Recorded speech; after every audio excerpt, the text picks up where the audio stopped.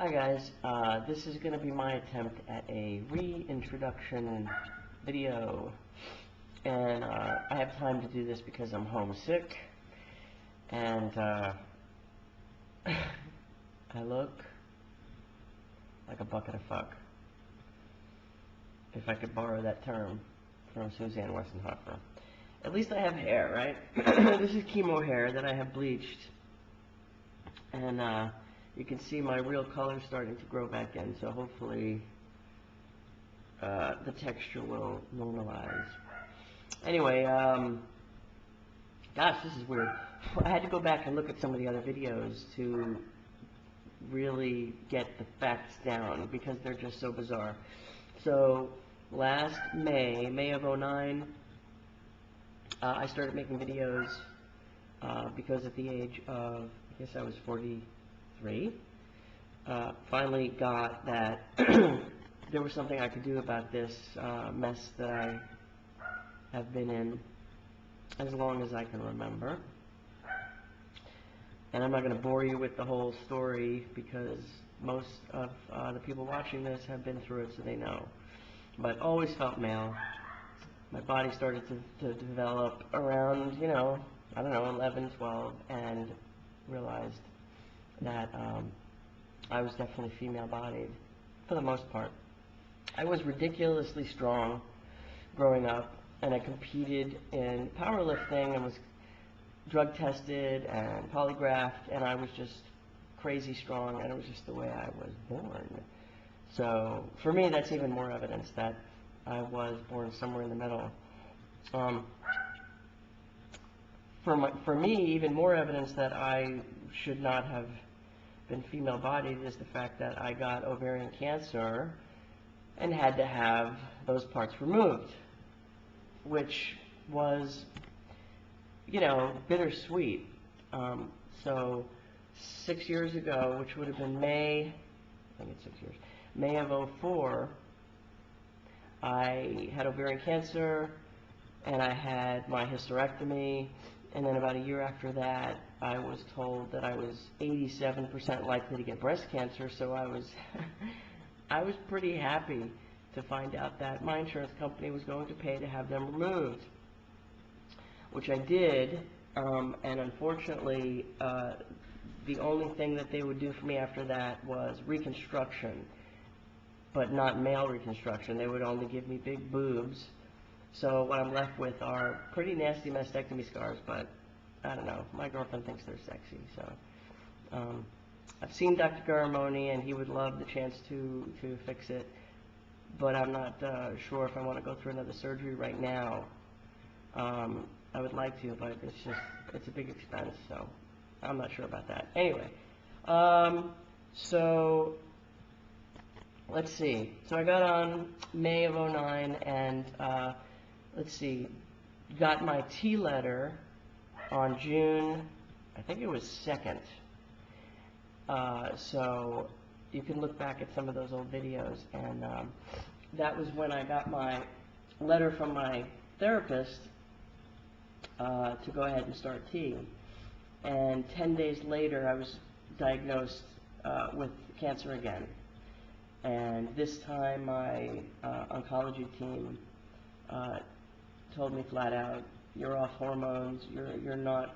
I was taking small amounts of normal female levels of hormones, hormone replacement, but they took that away, and I was very straightforward with my doctor, and he knew what I was going to do, and he told me that there was no way that I was going to be allowed to take testosterone. And, if I did it, I'd be risking, he thinks it's pretty likely, I shouldn't say that. He said it's 50-50 that I'm going to get cancer again anyway. And if I were to go on testosterone, he thinks that the chances would be much, much higher. So that's sort of the recap. My last chemotherapy ended December of 2009, and I am back to work. Let's see, for what I do for a living, I was a physical therapist, I still am, but For 21 years, I did physical therapy, and I had my own practice for 10 years. And it was something I was very, very good at, but it was something that I really never wanted to do. And what I wanted to do was many, many other things, including being a firefighter. So after I got through the cancer the first time, I went ahead and I became a firefighter. At the age of, I got hired at, I guess I got hired at 41, something like that. 42, something like that. And I'm back to work, but I'm not getting to put out fires. I'm putting out other kinds of fires in administration right now. The YouTube community has been life-saving for me, and it's a very interesting predicament that I have found myself in. I think a lot of guys can identify with the feelings of not wanting to continue living the way that we've been living, in just tormented and just not feeling comfortable, is putting it mildly.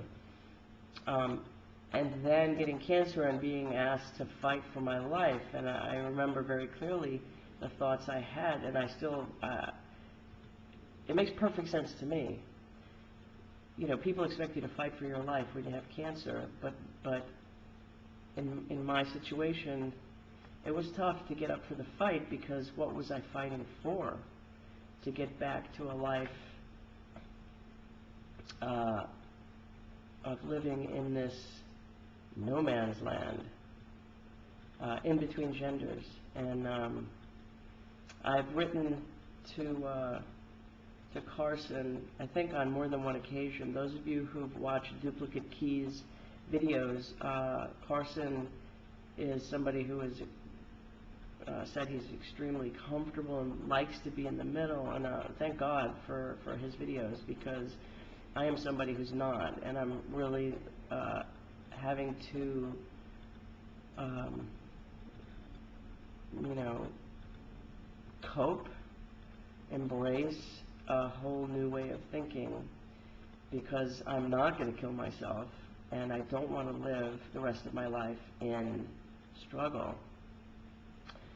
So watching his videos, among others, has really opened up my eyes to what gender is and can be, and who I present myself to be, and who I am, and everything in the middle. And this is a place for everybody. I remember when I first got diagnosed, I got on YouTube and I said something about, I don't feel like I belong here anymore. And many of the guys and their partners sent me messages and videos saying the same thing, which is, you belong here just as much as any of us do. So I really appreciated that, and I love this YouTube community. And where I am now is I'm in a, I think I'm cancer-free. I'm in a study to keep me in remission. I'm taking an experimental drug that is supposed to keep me in remission. I hate it, but I'm doing it. Taking 16 pills a day, trying to stay alive. And I live with my partner, who is wonderful and supportive, but let's just say she's extremely relieved that I will not be transitioning physically any further than I just naturally am. I have a lot of the same problems that a lot of the guys do. I'm not comfortable in either restroom. Almost every day I get stopped if I'm going into a women's restroom. And, you know, it is what it is. So anyway, I'm going to stop my reintroduction here, and I hope it hasn't been too boring. And I look forward to seeing some of your videos. So reintroduce yourselves out there. Take care. Bye-bye.